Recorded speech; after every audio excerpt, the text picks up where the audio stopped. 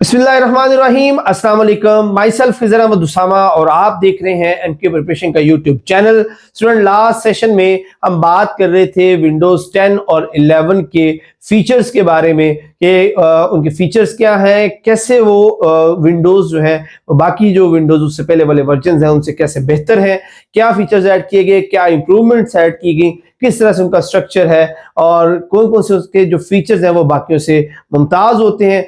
आज हम उसी लेक्चर का जो रिमेनिंग पार्ट है उसको डिस्कस करेंगे, देखेंगे कि रिक्वायरमेंट्स क्या होती हैं विंडोज 10 और 11 के लिए और फर्दर काफ़ी सारी चीज़ें जो एसोसिएट हैं इनके साथ, उसको डिटेल से डिस्कस करेंगे। तो एंड तक इस वीडियो को जरूर देखिएगा।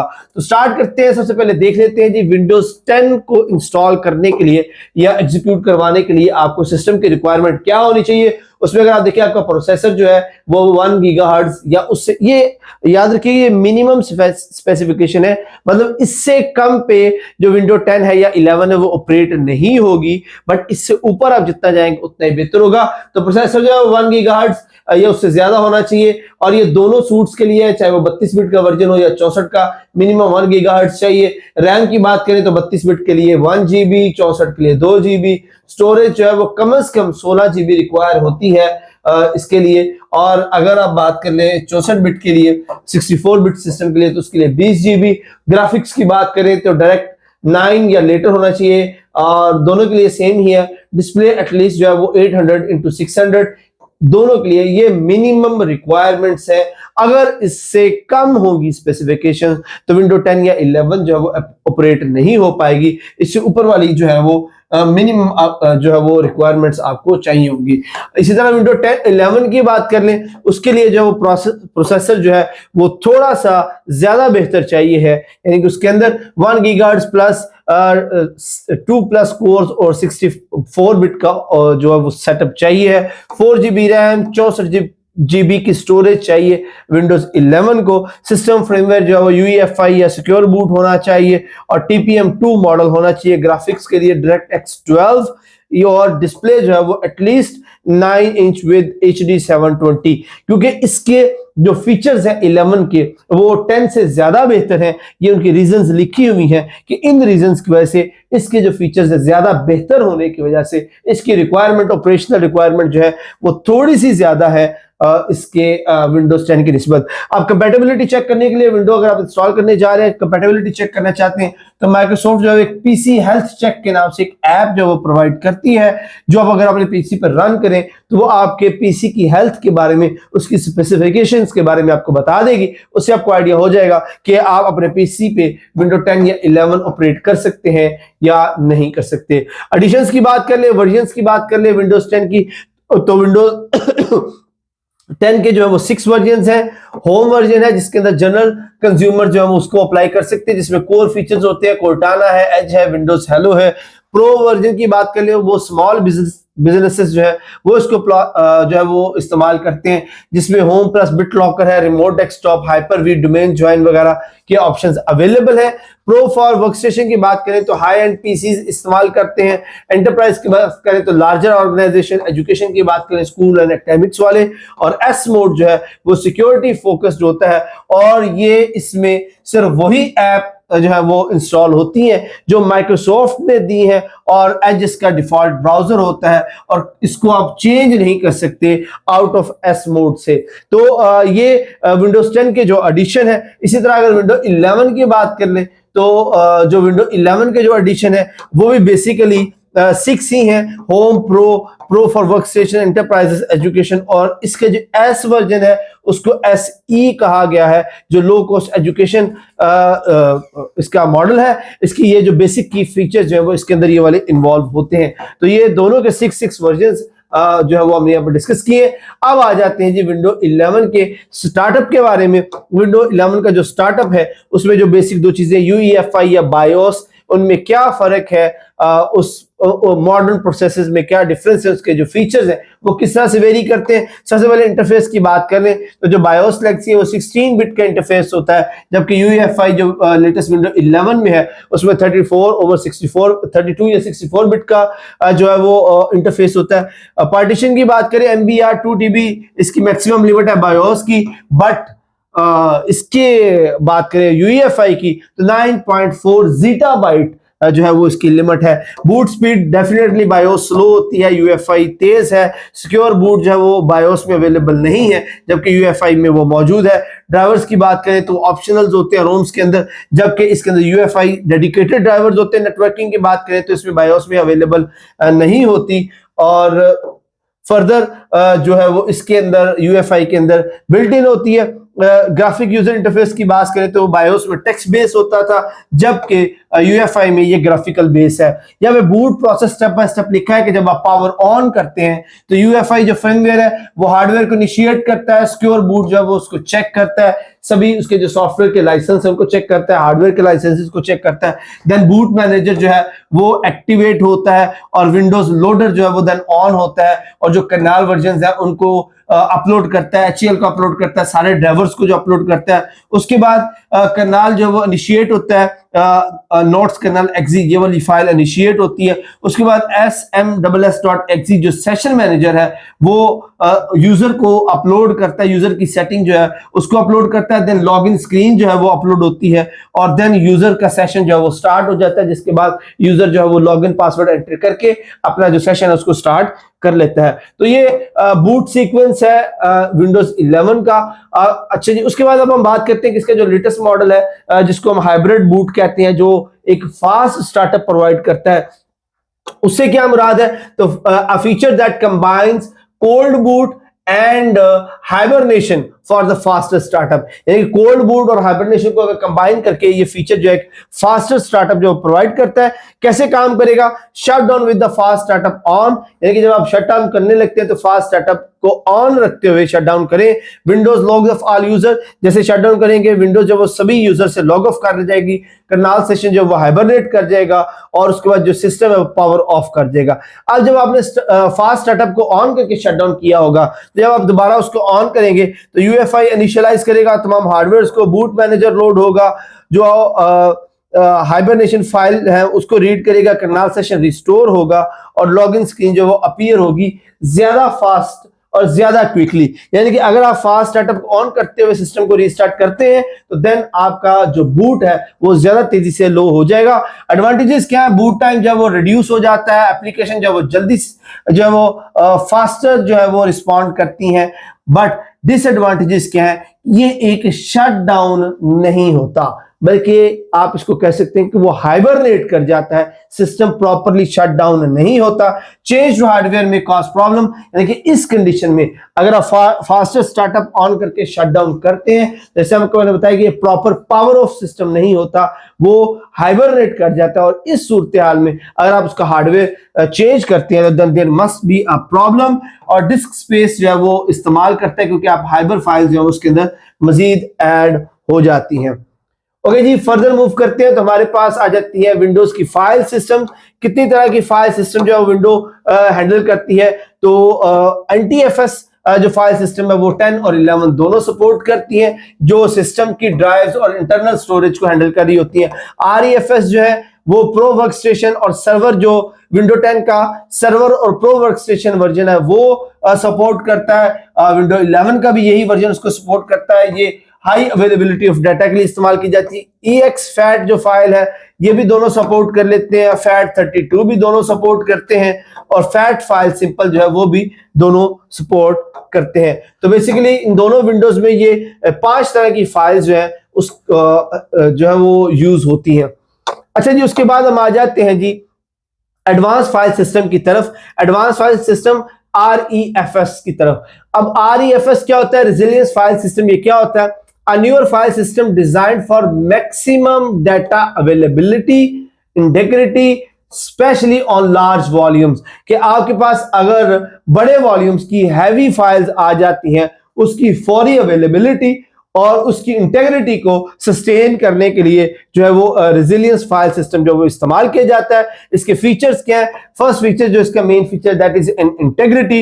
ये checksum for the metadata, automatic corruption detection and repair, कि ये आपके डाटा को सिक्योर रखता है, उसको इंक्रिप्ट नहीं होने देता। उसमें अगर फॉर एग्जांपल एरर या इंक्रिप्शन आ भी जाए तो ये ऑटोमेटिकली इसको डिटेक्ट करता है और उसको रिपेयर करता है। Scalability, volume up to 35 petabytes, millions of files जो वो उसमें हैंडल की जा सकती है। और उसके बाद रेजिलियंस है कि online corruption repair, salvage data from healthy portions, यानी कि आप ओवरऑल ये कह सकते हैं कि ये जो फाइल सिस्टम है, रेजिलियंस फाइल सिस्टम स्पेसिफिकली इस्तेमाल होता है लार्जर वॉल्यूम ऑफ फाइल्स, जो गीगाबाइट से भी बड़ी फाइल्स होती हैं, और उसके बाद उसको आप सिक्योर रखना चाहते हैं कि उसके अंदर किसी तरह की जो वो एरर ना आ जाए, वो फाइल करप्ट ना हो जाए, तो देन आप ये सिस्टम जो है वो यूज करते हैं। इसकी लिमिटेशंस क्या है? ये बूट फाइल्स को स्टोर नहीं कर सकता।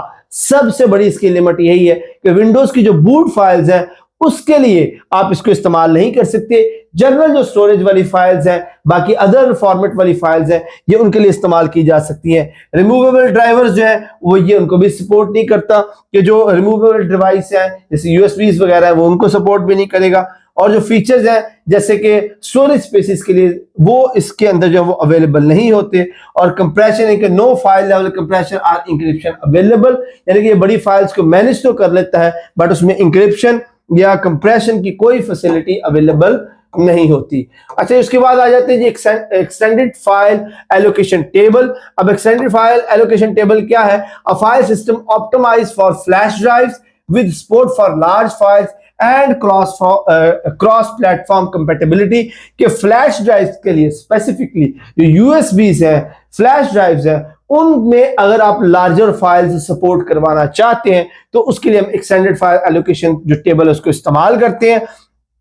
फीचर क्या है कि फाइल साइज जो है वो नॉर्मली जो FAT32 में इस्तेमाल की जाती थी फॉर द फ्लैश ड्राइव्स, याद रखिए हम बात करें फ्लैश ड्राइव जो रिमूवेबल ड्राइव्स है उनके लिए, जो FAT32 में हम इस्तेमाल करते थे दैट इज 4 GB उसकी लिमिट थी, बट XFAT में जो हम इस्तेमाल करते थे दैट इज 16 ईटाबाइट तक आप इसको जो है वो इस्तेमाल कर सकते हैं। वॉल्यूम साइज की बात करें तो FAT32 2 TB तक सपोर्ट करता है, बट XFAT की बात करें तो 128 पीटाबाइट तक ये इसको सपोर्ट कर सकता है। स्पेस एलोकेशन की बात करें तो FAT32 में सिंपल स्पेस एलोकेशन होती है, बट XFAT के अंदर लार्जर फाइल के लिए बेटर जो है वो एलोकेशन होती है।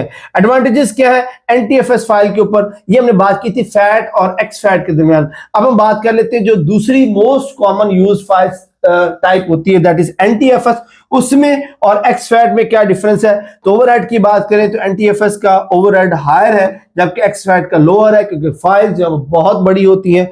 जर्नलिंग की बात करें तो एनटीएफएस जो है वो जर्नलिंग देता है, इंडेक्सिंग देता है, बट एक्सफैट के लिए नहीं देता क्योंकि ये फ्लैश ड्राइव्स के लिए है, परमानेंट स्टोरेज HDD के लिए नहीं है, दैट इज वाई इसकी जरूरत भी खास नहीं होती। स्ट्रक्चर की बात करें तो इसका कॉम्प्लेक्स स्ट्रक्चर होता है एनटीएफएस का, बट एक्सफैट का जो स्ट्रक्चर है वो सिंपल होता है। डिवाइस सपोर्ट की बात करें तो ये सिर्फ विंडोज को सपोर्ट करती है एनटीएफएस, बट जो एक्सफैट है चूंकि फ्लैश ड्राइव्स की हम बात कर रहे हैं, रिमूवेबल डिवाइस की बात कर रहे हैं, तो कैमरास, मोबाइल्स या वो तमाम डिवाइसेस जिसमें रिमूवेबल यूएसबीज या फ्लैश कार्ड इस्तेमाल किए जाते हैं उन सब में ये फाइल सिस्टम जो है वो सपोर्ट करता है। उसके बाद आ जाए जी स्टोरेज सेंस के ऊपर। तो स्टोरेज सेंस में ऑटोमेटिक स्टोरेज मैनेजमेंट है एक्चुअली ये, और ऑटोमेटिक स्टोरेज मैनेजमेंट क्या है? जो फ्री अप स्पेस करती है जब भी जरूरत हो, ये ऑटोमेटिकली जो है वो स्पेस को फ्री करवाती है जरूरत हो। कैसे करवाती है? टेम्परेरी फाइल को ऑटोमेटिकली डिलीट करके, ओल्ड जो डाउनलोड्स हैं जो अनटाइज्ड है जिनको आपने कई एक टाइम आप स्पेसिफाई करते हैं, अगर आपने उनको इस्तेमाल नहीं किया, उनको ओपन नहीं किया, तो स्टोरेज सेंस जो वो ऑटोमेटिकली इनको डिलीट कर देगा। रिसाइकल बिन को आफ्टर एक स्पेसिफिक पीरियड वो खुद ब खुद एम्प्टी कर देगा। इसका जो वन ड्राइव है ये उसको तभी आपके फाइल्स को क्लाउड पर मूव करेगा जब आप उसको अलाउ करेंगे। इस तरह ये मैक्सिमम स्पेस जो उसकी बचत करता है। कॉन्फ़िगरेशंस की कैसे होती है? आप सेटिंग में जाएंगे, सिस्टम में जाएंगे, स्टोरेज पे जाएंगे और वहां पे आप स्टोरेज सेंस जो है उसको एक्टिवेट कर देंगे। ओके जी, फर्दर मूव करते हैं। हमारे पास आ जाती है one drive file on demand. कि वन ड्राइव में आप फाइल तभी अपलोड करते हैं। वन ड्राइव एक क्लाउड फैसिलिटी है जिसमें आप अपनी जो सिस्टम की फाइल्स हैं वो अपलोड करते हैं। विंडोज 10 और 11 में ये फीचर ऑटोमेटिकली इनेबल्ड होता है, बट आप इसको बंद भी कर सकते हैं। ये काम कैसे करता है? File appearing the file explorer with cloud icon, यानी कि जिसके साथ ये क्लाउड आइकॉन मौजूद होगा, इसका मतलब ये है ये फाइल्स जो है वो क्लाउड पर अवेलेबल है। अगर ये ग्रीन टिक होगा तो ये फाइल जो लोकली अवेलेबल है, और अगर इस तरह का ब्लू के अंदर व्हाइट एरोज होंगे विच मींस कि सिंकिंग इन प्रोसेस है, फाइल जो है वो क्लाउड पर अपलोड हो रही है। ओके जी, उसके बाद हमारे पास आ जाता है जी हाइपर-वी। हाइपर-वी हमारे पास क्या चीज को नेटिव हाइपरवाइजर कहते हैं। नेटिव हाइपरवाइजर क्या करता है? Creates and runs virtual machines. एक वर्चुअल मशीन को रन करता है, या आप कह सकते हैं कि एक जो पहले से फिजिकल मशीन होती है उसको ऑप्टिमाइज करने के लिए, उसको सपोर्ट करने के लिए सॉफ्टवेयर फॉर्म में एक जो है वो वर्चुअल मशीन्स को रन करता है, और उसके रन होने से जो सिस्टम है उसको सपोर्ट मिलती है in the form of the memory, in the form of the time, in the form of the CPU usage. तो इसकी रिक्वायरमेंट्स क्या है? इसका एडिशन जो है विंडो 10 और 11 का वो होना चाहिए, प्रो वर्जन होना चाहिए, एंटरप्राइज या एजुकेशन वर्जन होना चाहिए। सीपीयू की रिक्वायरमेंट यहां पर ये लिखी हुई है, 64 बिट विद एसएलएटी इंटेल VTX या AMD होना चाहिए। मेमोरी कम से कम 4 GB है, उससे ज्यादा होनी चाहिए। VVM मॉनिटर जो वो इनेबल होना चाहिए बायस के अंदर। और इसके कॉन्सेप्ट क्या है कि जो इसके अंदर पेरेंट पार्टीशन है वो विंडोज जो है उसको रन करेगा, चाइल्ड पार्टीशन जो है वो वर्चुअल मशीन रन करेगी। यानी कि आपकी ओरिजिनल पेरेंट जो मशीन है, पेरेंट पार्टीशन है, वो ओरिजिनल मशीन रन आपकी फिजिकल मशीन रन करती है, बट जो चाइल्ड पार्टीशन है वो वर्चुअल मशीन रन करेगी। हाइपरवाइजर जो है वो thin layer managing hardware access करेगा, और इस तरह से ये मजीद जो फीचर, यानी कि ये एक आप कह लें कि एक सपोर्ट सिस्टम है, एक बैकबोन सपोर्ट सिस्टम है जो आपकी फिजिकल मशीन को काफी सारे एस्पेक्ट में सपोर्ट करता है, ताकि आपके जो ऑपरेशंस है वो स्मूथली कंडक्ट होते रहें। उसके बाद आ जाते हैं जी विंडोज टर्मिनल। विंडो टर्मिनल क्या है? ये मॉडर्न कमांड लाइन इंटरफेस है। याद रखिए कमांड लाइन इंटरफेस है कि आप इसमें इसके अंदर जो कमांड्स देके मल्टीपल चीजें जो वो कर सकते हैं। ये modern fast efficient terminal application for command line users है। ये कमांड लाइन यूजर्स जो है अगर उसको इस्तेमाल कर रहे हैं तो ये उसके लिए एक एप्लीकेशन प्री बिल्ट होती है विंडोज 10 और 11 के अंदर। फीचर इसके क्या है? ये मल्टीपल टैब्स को ऑपरेट करवा सकता है। जीपीयू एक्सेलरेशन जो है इसकी फास्ट होती है क्योंकि ये टेक्स्ट को रेंडर कर रहा होता है। कस्टमाइजेबल होता है, इसमें थीम्स की बाइंडिंग्स जो है वो चेंज की जा सकती है। यूनिकोड सपोर्ट करता है। स्प्लिट पैन जो है उसको मल्टीपल जो व्यू पैन है वो बना सकता है। बैकग्राउंड इमेजेस जो है उसकी रेजोल्यूशंस वगैरह को सेट कर सकता है। अब ये इंपॉर्टेंट क्यों है? ये ऑल कमांड लाइन एक्सपीरियंसेस को एक मॉडर्न इंटरफेस में कन्वर्ट करता है। जो पुराना बायोस या डॉस सिस्टम था उसको एक बेहतर यूजर इंटरफेस के साथ प्रेजेंट करवाता है, ताकि वो यूजर जो कमांड लाइन इंटरफेस को यूज करना चाहते हैं उनको ज्यादा बेहतर एक्सपीरियंस मिले। उसके बाद आ जाती है Windows updates. Windows as a service जो विंडोज 10 और 11 का स्लोगन था माइक्रोसॉफ्ट का, जिसको वास भी कहते हैं, विंडो एज अ सर्विस। तो इसमें क्या होता है? ये कंटिन्यू अपडेट्स जो है वो विंडोज प्रोवाइड करती रहती है, कि बजाय ये कि 3 साल 5 साल के बाद एक मेजर वर्जन रिलीज किया जाए, बल्कि जो करंट आपकी विंडो है वही अपडेट्स रिसीव करती रहेगी। अब उनमें जो अपडेट्स वो रिसीव करेगी उनमें 4 तरह की अपडेट्स होंगी। एक तो क्वालिटी अपडेट्स है जो मंथली जो है वो मिलती रहेंगी, जो आपके सिक्योरिटी फिक्स या रिलायबिलिटी को इंप्रूव करती हैं, सिक्योरिटी पैचेस को इंप्रूव करती हैं। उसके बाद फीचर्स अपडेट है जो नए फीचर्स जो हैं उनको ऐड करेगी या करंटली जो फीचर्स अवेलेबल हैं उनको इंप्रूव करेगी। फिर ड्राइवर अपडेट्स हैं कि जो ड्राइवर आपके डिवाइस के अंदर, आपके सिस्टम के अंदर इंस्टॉल्ड है उनकी अपडेट्स या उनको बेहतर बनाने के लिए फीचर्स जो वो ऐड होते रहेंगे। फिर डेफिनेशन अपडेट्स हैं जो डेली बेसिस पर आती हैं, जो आपकी सिक्योरिटी इंटेलिजेंस को बेहतर बनाती हैं। ये डेली बेसिस पर आपको मिलती रहती हैं, और आपकी जो विंडो है वो आप यूं समझें कि डेली बेस पर अपडेट होती है, डेली बेस पर वो रिन्यू होती है, और आपके सिस्टम की तमाम नीड्स के मुताबिक उसको जो है वो एडजस्ट किया जाता है। उसके बाद आ जाते हैं अपडेट चैनल्स। अपडेट चैनल्स कौन कौन से हैं? जिसके अंदर जनरल जो अवेलेबिलिटी चैनल है for most user, feature updates twice per year Windows 10 के अंदर, यानी कि जो साल में 2 दफा मेजर जो अपडेट्स हैं वो आती हैं, और विंडो 11 की केस में एनुअली जो है वो इसमें अपडेट्स आती हैं। और जो सपोर्ट है पर रिलीज 18 से 30 महीनों तक आपकी एक विंडो का जो वर्जन है उसको टेक्निकली ऑफिशियली सपोर्ट मिलती है माइक्रोसॉफ्ट के बाद। उसके बाद माइक्रोसॉफ्ट आपको सजेस्ट करता है कि आप उसका वर्जन जो है वो चेंज कर लें। फिर उसके बाद लॉन्ग टर्म सर्विसिंग चैनल जो है वो LTSC, ये शॉर्ट टर्म चैनल था। लॉन्ग टर्म क्या होता है? फॉर स्पेशलाइज्ड डिवाइसेस जैसे कि मेडिकल, ATMs वगैरह, जो लॉन्ग टर्म लंबे अरसे के लिए जो सिस्टम्स चलते हैं उनके लिए सपोर्ट है, और ये जो है वो ऑलमोस्ट 5 to 10 ईयर्स तक डिपेंडिंग अपॉन द एग्रीमेंट 5 से 10 साल तक जो है वो इन विंडोज को सपोर्ट मिलती रहती है, जिनमें सिक्योरिटी अपडेट्स जो है वो सिर्फ आती हैं क्योंकि ये स्पेसिफिक डिवाइसेस के लिए ये होती हैं विंडोज, तो इसके अंदर और कोई फीचर नहीं आता, कोई इसके अंदर मेजर चेंज नहीं आता, सिर्फ उसकी सिक्योरिटी जो है इंप्रूव जो वो की जाती है, जैसे एटीएम्स वगैरह के लिए है। तो इसलिए 5 से 10 साल जो है वो इनको सपोर्ट मिलती रहती है। उसके बाद आ जाए जी डिलीवरी ऑप्टिमाइजेशन की तरफ। तो डिलीवरी कैसे की जाती है, यानी कि जो अपडेट्स है वो कैसे पहुंचाई जाती है, तो दो तरीके से पहुंचाई जाती है। एक ट्रेडिशनल तरीका है और एक डिलीवरी ऑप्टिमाइजेशन है। ट्रेडिशनल तरीका जो जिसको हम पीयर टू पीयर कहते हैं, इसमें आप एक सिस्टम को एक सिस्टम को माइक्रोसॉफ्ट जो डिलीवरी पहुंचाता है, फिर वो सिस्टम दूसरे पीसी को, दूसरा तीसरे को, तीसरा चौथे को, और हर पीसी जो वो इंडिविजुअली अपनी अपनी जो अपडेट्स है वो लोड करता है। सेकंड ये है कि सर्वर जो है वो डायरेक्टली जो वो पीसीस को इंडिविजुअली जो वो प्रोवाइड करता रहे, जिसको डिलीवरी ऑप्टिमाइजेशन भी कहते हैं। और इस तरह जो माइक्रोसॉफ्ट है उसके तमाम यूजर्स को कम्युनिकेट करता है। उसके बाद अपडेट कंट्रोल्स है। आप जो अपनी अपडेट्स है उसको आप कंट्रोल कर सकते हैं, उनके टाइम को आप आवर्स जो वो सिलेक्ट कर सकते हैं कि कब वो अपडेट्स जो डाउनलोड हो। आप जो अपने एक्टिव आवर्स सिलेक्ट कर सकते हैं जिनमें आप ये चाहते हैं कि वो कभी भी जो अपडेट्स है वो स्टार्ट ना हो। डिफॉल्ट टाइम जो उसके अंदर होता है वो 8 AM to 5 PM होता है, जिसके दरमियान जो अपडेट्स आती हैं, लेकिन आप इसको कस्टमाइज कर सकते हैं। आप अपनी अपडेट्स को पॉज कर सकते हैं फॉर 35 डेज, और उसके दरमियान जो क्रिटिकल वर्क पीरियड है जिसमें आपने कोई ऐसा काम करना है आप नहीं चाहते कि आप डिस्टर्ब हो, तो आप 35 दिन के लिए उसको पॉज भी कर सकते हैं। और जो है वो इसको आप फॉर्मेटेड कनेक्शन है कि जो आपके पेड कनेक्शन होता है जिसमें आपने डाटा बंडल्स परचेज करने होते हैं, तो आप अपने वाईफाई मीटर्ड कनेक्शन के ऊपर जो अपडेट्स हैं उनको कस्टमाइज इस तरह से कर सकते हैं कि वो ऑटोमेटिकली खुद से डाउनलोड ना हो, ताकि आपकी बैंडविड्थ या आपका जो डाटा है वो सेफ हो। और उसके अलावा कुछ जो फीचर्स हैं आप उनको रोल बैक भी कर सकते हैं। फॉर एग्जाम्पल कुछ अपडेट्स अगर आई हैं आपको वो पसंद नहीं आई तो आप उनको रोल बैक भी कर सकते हो with in the 10 days after the installation. तो इस तरह से आप अपने जो अपडेट्स हैं उनको उनके डाउनलोड को या उनके इंस्टॉलेशन को कंट्रोल कर सकते हैं।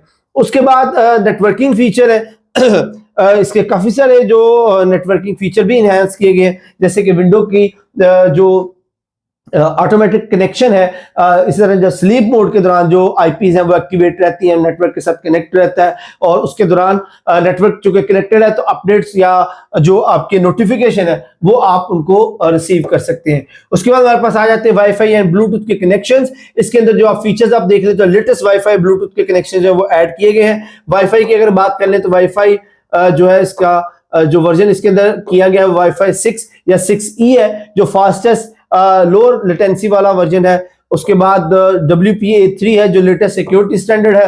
हॉटस्पॉट 2.0 है जो ऑटोमेटिक कनेक्शन है पब्लिक वाईफाई के लिए। मोबाइल हॉटस्पॉट भी है जो आप अपना जो इंटरनेट है वो दूसरी डिवाइसेस के साथ भी शेयर कर सकते हैं। ब्लूटूथ फीचर की बात करें तो ब्लूटूथ 5.+ है जो कि लॉन्ग रेंज और फास्टर डाटा ट्रांसफर के साथ है। LE ऑडियो है जो लो एनर्जी ऑडियो है, जो आपको ईयर को तकलीफ नहीं देती और एक अच्छा एक्सपीरियंस पैदा करती है। स्विफ्ट पेयर है जिसमें एक सिंगल क्लिक के साथ आप जो ब्लूटूथ है उसको अटैच कर सकते हैं अपनी नेबरिंग अवेलेबल डिवाइस के साथ। फर्दर मूव करें तो VPN और रिमोट एक्सेस भी है। ये भी बिल्ट इन फीचर है जिसके जरिए आप जो VPN का यानी कि जो सेफ कंट्रोल टनल है, VPN हमने डिटेल के साथ पढ़ा हुआ है हमारे सेकंड चैप्टर के अंदर। उसको जो फीचर है VPN के लिए आपको सेपरेट से कोई एप्लीकेशन इंस्टॉल नहीं करना पड़ती, प्री बिल्ट फीचर है आपकी विंडो 10 और 11 के अंदर। और ये एटलीस्ट जो है वो विंडोज प्रो या एंटरप्राइज जो है उसके अंदर ये फीचर अवेलेबल होता है। फर्दर हम देखते हैं इसके फीचर्स कौन कौन से। अच्छा, इसमें अब आ जाते हैं हमारे पास ये मैनेजमेंट की टूल्स आ जाती हैं कि जो सेटिंग और कंट्रोल पैनल्स हैं उनमें आप क्या क्या कंट्रोल कर सकते हैं। यहाँ पे आप अपने सिस्टम्स की सेटिंग, ब्लूटूथ डिवाइस की सेटिंग, नेटवर्क इंटरनेट की सेटिंग, पर्सनलाइजेशन जिसमें बैकग्राउंड कलर, थीम्स वगैरह चेंज कर सकते हैं। एप्स को आप इंस्टॉल या डिलीट या डिफॉल्ट उसको कर सकते हैं। अकाउंट्स जिसमें आपकी ईमेल्स वगैरह, प्रोफाइल्स वगैरह है, आप उनको एडिट कर सकते हैं। टाइम एंड लैंग्वेज जिसमें आप अपना रीजन लैंग्वेज वगैरह चेंज कर सकते हैं। गेमिंग के अंदर आप अपना गेमिंग मोड्स जो है उनको चेंज कर सकते हैं। एक्सेसिबिलिटी है, प्राइवेसी एंड सिक्योरिटी के अंदर अपनी परमिशंस या सिक्योरिटी को हैंडल कर सकते हैं। विंडोज अपडेट में आप जैसे हमने पीछे बात की कि अपडेट्स की जो डिफरेंट ऑप्शंस है आप उनके जरिए जो अपनी अपडेट्स हैं उनको कस्टमाइज कर सकते हैं।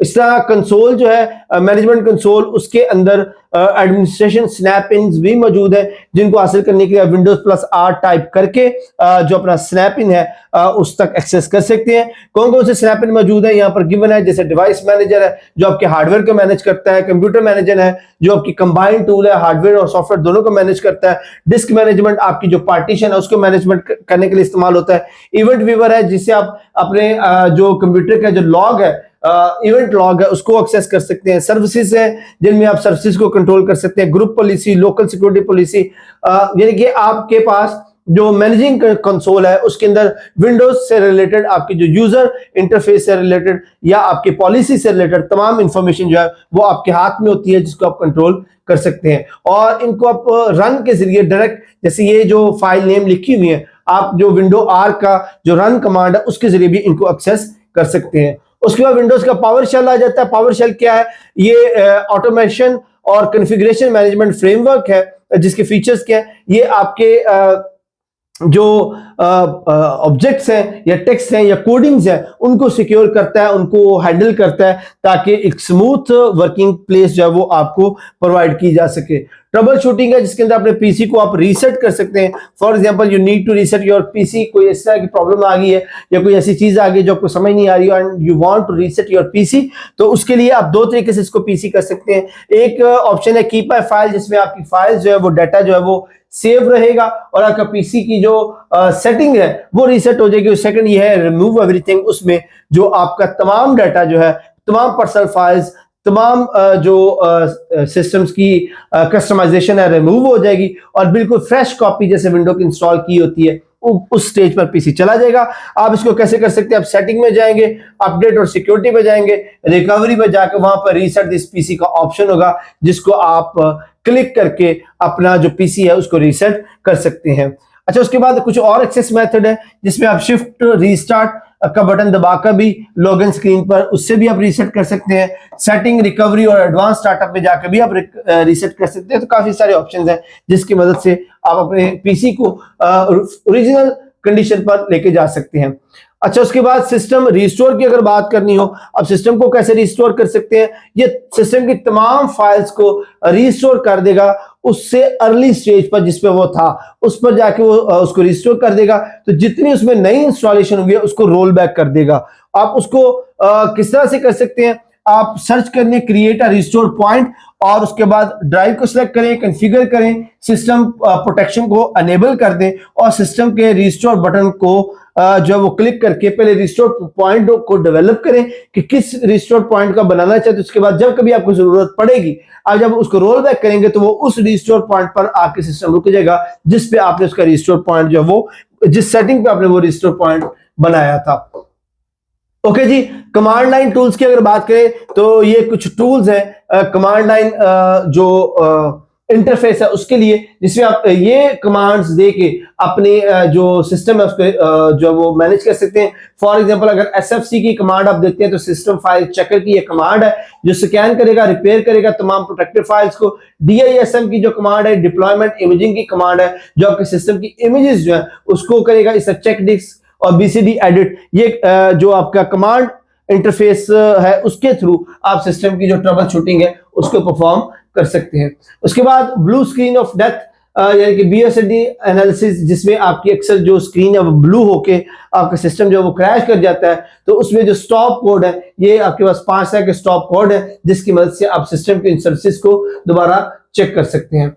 इसके बाद सेफ मोड है, ये minimal boot for trouble shooting है कि आपका जो सिस्टम है वो अनएक्सपेक्टेडली क्रैश कर गया है तो आप उसको सेफ मोड में ओपन कर सकते हैं। अब सेफ मोड में क्या होगा, विंडो जो वो मिनिमल ड्राइव्स के साथ मिनिमल जो जरूरी एप्लीकेशंस हैं सिर्फ उनको रन करके सिस्टम को रन करता है ताकि आप उसकी ट्रबल शूटिंग कर सकें, उसके मसाइल को ढूंढ के उसको रीसेट या सेफ बूट की तरफ ले जा सकें।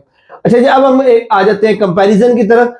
विंडोज 10 और विंडोज 7 के कंपैरिजन की बात करें तो इसमें कुछ फीचर्स लिखे हुए हैं जो बेसिकली चेंज है, क्योंकि जो सबसे बड़ा शिफ्ट आया था विंडोज में वो विंडोज 7 से विंडोज 8 और फिर 8 से आगे फिर 10 और 11, ये दो बड़े शिफ्ट थे। तो इसलिए हम इसको कंपेयर कर रहे हैं विंडोज 7 के साथ। विंडोज 7 जो है उसके जो स्टार्ट मेन्यू वो क्लासिक मोड में था, वही सिंगल जिसमें जो तरतीब के साथ जो अपने लगे होते थे जितने भी आपकी एप्लीकेशंस हैं। और जबकि जो विंडोज 10 है वो हाइब्रिड आया था विद टाइल्स। सिक्योरिटी की बात करें तो 7 में बेसिक सिक्योरिटी थी, बट विंडोज 10 में विंडोज डिफेंडर और हेलो की मदद से कंप्रीहेंसिव सिक्योरिटी अपडेट्स ऑप्शनल थी विंडोज 7 में, जबकि 10 में जो है वो मैंडेटरी है। वर्चुअल डेस्कटॉप विंडोज 7 में अवेलेबल नहीं था, 10 में अवेलेबल है। स्टोर ऐप जो है वो 7 में अवेलेबल नहीं था, 10 में अवेलेबल है। बायोमेट्रिक्स जो है वो अवेलेबल फीचर जो थे, बड़े लिमिटेड फीचर थे विंडोज 7 में, बट विंडोज 10 में वो अवेलेबल है। उसके बाद क्लाउड इंटीग्रेशन है, बहुत मिनिमल थी विंडोज 7 में, बट बहुत वन ड्राइव के साथ विंडो 10 जो है वो बहुत एडवांस लेवल की जो क्लाउड कंप्यूटिंग वो प्रोवाइड करती है। सपोर्ट जो है वो 2020 में विंडोज 7 की सपोर्ट बंद कर दी गई थी, जबकि विंडोज 10 जो है वो अभी तक जो है वो फंक्शनल है और काम कर रही है। विंडोज 7 जो है वो 14 जनवरी 2020 को ऑफिशियली टर्मिनेट कर दी गई थी। उसके बाद विंडोज 7 को किसी तरह की भी जो सिक्योरिटी अपडेट्स हैं वो प्रोवाइड नहीं की गई। उसके बाद आ जाते हैं जी 11 और 10 में जो कंपैरिजन है आप उसको देख लें। 10 और 11 में कोई खास डिफरेंस नहीं है, चंद एक जो फीचर्स हैं जिनमें थोड़ा बहुत चेंज है, बट बेसिक इंफ्रास्ट्रक्चर दोनों का सेम है, कर्नल वर्जन दोनों का सेम है, बेसिक जो स्ट्रक्चर है इन दोनों का सेम है। बस कुछ फीचर्स हैं, कुछ आप कह सकते हैं ऐप्स हैं जिनमें फर्क है जो आपको ज्यादा बेहतर एक्सपीरियंस जो है वो प्रोवाइड करती हैं। एडिशन की कंपैरिजन की बात कर लें, जो ये हम पहले भी बात कर चुके हुए हैं कि विंडोज होम प्रो और इंटरप्राइजेस में कौन कौन सी चीजें अवेलेबल है, कौन सी नहीं है। इस टेबल में आप देख सकते हैं कि किस होम प्रो या इंटरप्राइजेस में किन किन जो फंक्शंस हैं वो उनकी अवेलेबिलिटी है, किन की नहीं है। ये डिपेंड करता है कि विंडो का आप कौन सा जो वर्जन है वो इस्तेमाल कर सकते हैं। उसके बाद यहाँ पर कुछ शॉर्टकट कीज हैं जो विंडोज के साथ आप इस्तेमाल कर सकते हैं। वैसे तो शॉर्टकट कीज हर ऐप की अपनी अपनी भी होती है, लेकिन स्पेसिफिकली विंडोज की है। जैसे अगर आपने डेस्कटॉप शो करवाना है तो विंडोज प्लस डी है, ओपन फाइल एक्सप्लोर करना है तो विंडोज प्लस ई है। इस तरह अगर आपने स्विच बिटवीन वर्चुअल डेस्कटॉप करना है तो विंडो कंट्रोल और एरोज है। क्लोज करंट वर्चुअल डेस्कटॉप करना है तो विंडोज कंट्रोल F4 है। इस तरह और भी काफी सारी शॉर्टकट कीज है। I will share this file with you, तो इनको जरूर एमसीक्यू पॉइंट ऑफ व्यू से जरूर देखिएगा, इंपॉर्टेंट है इस हवाले से। और इसके साथ ही हमारा जो विंडोज वाला सेशन था वो कंप्लीट हो जाता है। हमने डिटेल के साथ विंडो 10 और 11 के फीचर्स, उनकी फाइल हैंडलिंग और उनके बेसिक स्ट्रक्चर और बहुत सारी चीजों को डिटेल से देखा है। होप सो आपको ये तमाम जो इंफॉर्मेशन है वो आपके लिए बड़ी मुफीद रही होगी। और इन दी एंड अगर आपने अभी तक हमारे official YouTube channel MK publication और एमके प्रिपरेशन जो है वो सब्सक्राइब नहीं किया हुआ तो अभी चैनल को सब्सक्राइब कर लें, बेल आइकन पे क्लिक कर लें ताकि आपको तमाम इंफॉर्मेटिव वीडियोस जो है उनका नोटिफिकेशन बर वक्त मिलता रहे। Thank you so much. Allah Hafiz.